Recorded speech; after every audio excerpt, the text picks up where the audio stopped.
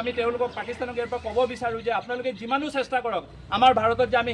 হিন্দু মুছলিম একেলগে জীয়াই আছোঁ এই বান্ধোনটো আপোনালোকে কেতিয়াও ভাঙিব নোৱাৰিব কাৰণ সিহঁতে ভাৰতৰ এক অস্থিৰতাৰ পৰিৱেশ সৃষ্টি কৰিব বিচাৰিছে আৰু আমি সিহঁতক ইয়াৰ পৰা হকিয়াই দিব বিচাৰিছোঁ আপোনালোকে যে আমাৰ বান্ধোনটো ভাঙিব বিচাৰিছে এইটো কেতিয়াও কৰিব নোৱাৰে সন্ত্ৰাসবাদী নিপাত যাওক সন্ত্ৰাসবাদী হুঁচিয়াৰ সন্ত্ৰাসবাদী হুঁচিয়াৰ পাকিস্তান মুৰ্দাবাদ হত্যাকাৰী পাকিস্তান মুৰ্দাবাদ উই ওয়ান্ট জাস্টিস হয় আজি আমি টিংখাং সমষ্টিৰ অন্তৰ্গত 2 নং দীঘলী আৰু ভুলকাগুৰিৰ সমূহ ৰাইজ আমি আজি যোৱা 22 তাৰিখে কাশ্মীৰৰ পেহেলগামত যি বৰ্বৰভাৱে 26 জন নিৰীহ ব্যক্তিক গুলিয়াই হত্যা কৰা হ'ল সেইসকলৰ বাবে আমি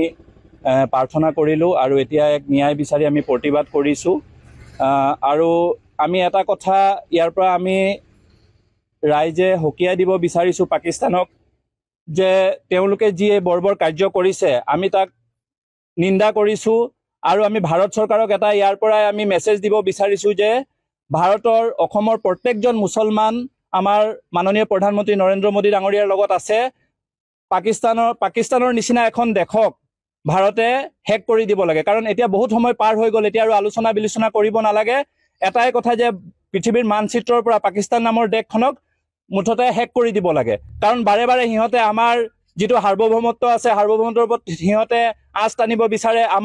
আমি ভাৰতত হিন্দু মুছলিম সকলোৱে একেলগে জীয়াই আছোঁ একে হাৰিত একেখন হেৰিত আমি জীয়াই আছোঁ কিন্তু আমি নিউজত দেখিবলৈ পাইছোঁ যে সন্ত্ৰাসবাদীসকলে আহি পেলাই আমাৰ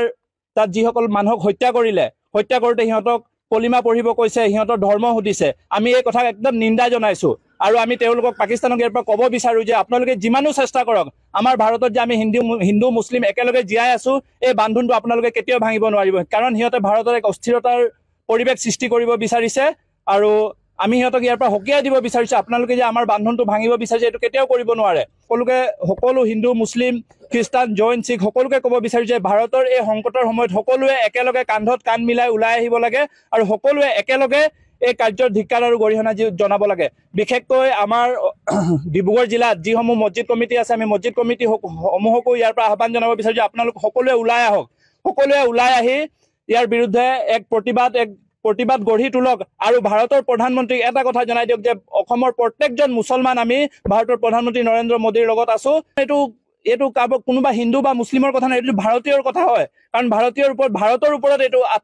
আক্ৰমণ হৈছে কোনো হিন্দু বা মুছলমানৰ ওপৰত হোৱা নাই প্ৰত্যেকজন ভাৰতীয়ৰ ওপৰত এইটো আক্ৰমণ হৈছে সেয়ে সকলোকে একলগ হৈ ওলাই আহিবলৈ আমি আহ্বান কৰিছোঁ